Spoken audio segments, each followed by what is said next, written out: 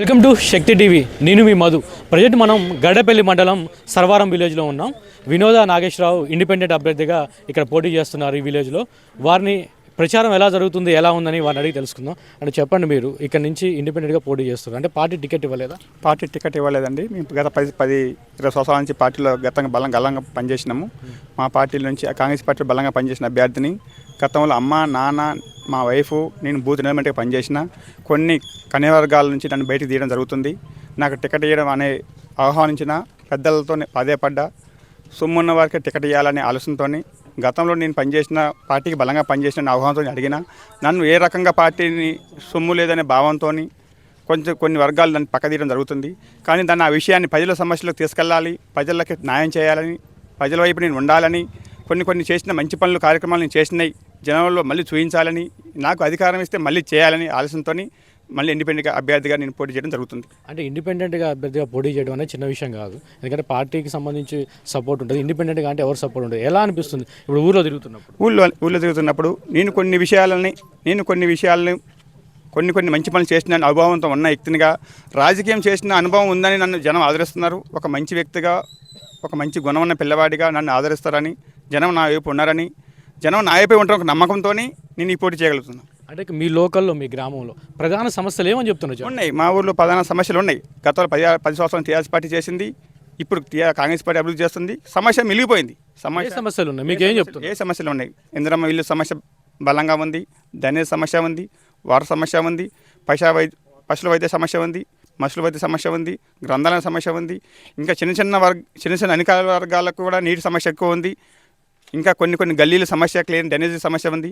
వీటన్నిటిని నేను శుభ్రం చేస్తానని, నా వంతుగా నేను ఒక అవకాశం ఇస్తే నేను ఇవన్నీ చేయగలుగుతున్నానని మనస్ఫూర్తిగా నేను ఇప్పుడు తిరిగే టైంలో ఊరు కొంచెం డెవలప్మెంట్ గతంలో అయిందా? మళ్ళీ మీరు వచ్చిన తర్వాత ప్రణాళిక రాసుకుని ఉంటారు కదా, అంటే ఏమేమి సమస్యలు ఉంటే వాటిని క్లియర్ చేయాలని చెప్పేసి ఎట్లా ప్రణాళిక రాసుకున్నా? ఫస్ట్ సమస్య మా ఊరికి వాటర్ సమస్య ఎక్కువ ఉంది. పైన ఉన్న సమస్యలు వాటర్ సమస్య ఎక్కువ ఉంది. దాన్ని ప్రత్యేకంగా దృష్టిలో పెట్టుకొని ఆ సమస్యపై నేను నిర్ధారణంగా చేయగలుగుతున్న ఒక నమ్మకంతో పోటీకి వచ్చిన. ఎంత డబ్బులు పంచుతున్నారు మరి? ఎందుకంటే పార్టీలో డబ్బు లేకపోతే నేను స్వతంత్ర అభ్యర్థిగా వచ్చిన డబ్బులు లేదని ఉద్దేశంతోనే నన్ను పక్క పెట్టినారు. నేను డబ్బులు పంచే శక్తి నా దగ్గర లేదు. అంటే ఇప్పుడు డబ్బులు తీసుకోకుండా ఓటేస్తారని నమ్మకం ఉందా? నాకు ఉంది. నేను ప్రజలపై అవగాహన ఫుల్ ఉందని, నేను ఒక ప్రజలపై అవగాహన తిరిగిన వ్యక్తిని, ప్రజలపై నమ్మకం ఉన్న వ్యక్తిని, కొన్ని సర్వీస్ చేసిన వ్యక్తిని. నాకు ప్రజలు నా వైపు మనసు యాక్సెప్ట్ ఓటేస్తారని నమ్మకం ఉంది. ఎంతమంది మీ గ్రామ జనాభా ఎంత? ఊర్లో ఓట్లు మా ఊరు సర్వరం గ్రామ పంచాయతీలో వార్డు నెంబర్లు 10 నెంబర్లు, గ్రామ వాటర్లు 2332. గతంలో వీళ్ళకి రేషన్ కార్డులు కానీ ఇందిరా మిల్లు కానీ ఏమన్నా వచ్చినా టీఆర్ఎస్ గవర్నమెంట్లో? వచ్చింది. టీఆర్ఎస్ ప్రభుత్వాలు అనేది కొద్దిగా రావచ్చు. కాంగ్రెస్ ప్రభుత్వంలో మొన్న ఇందిరా మిల్లులు అనేది వచ్చినాయి అనేది ఆలోచన ఉంది, కానీ కొంచెం దాన్ని మభ్యపెట్టడం జరిగింది. ఎలక్షన్లో దాన్ని ఏ విధంగా చేయడానికి మభ్యపెట్టడం జరిగింది. వచ్చినాయి 10 ఇళ్ళు.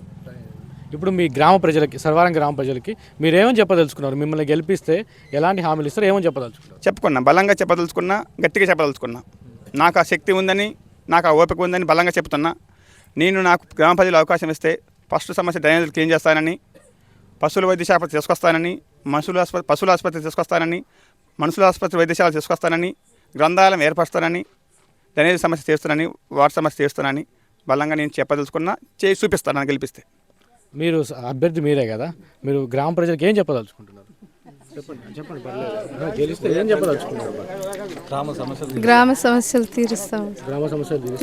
ఫస్ట్ ఏమో మీరు పోటీ చేయటం లేదు, వార్డు మెంబర్గా సర్వారం 10వ వార్డు మెంబర్గా చేసి 2018 గెలిచినారా మరి? అప్పుడు గెలిచినాం సార్. ఇప్పుడు మీ ఇష్టపూర్తిగానే నిలబడ్డారా లేకపోతే ఏమన్నా?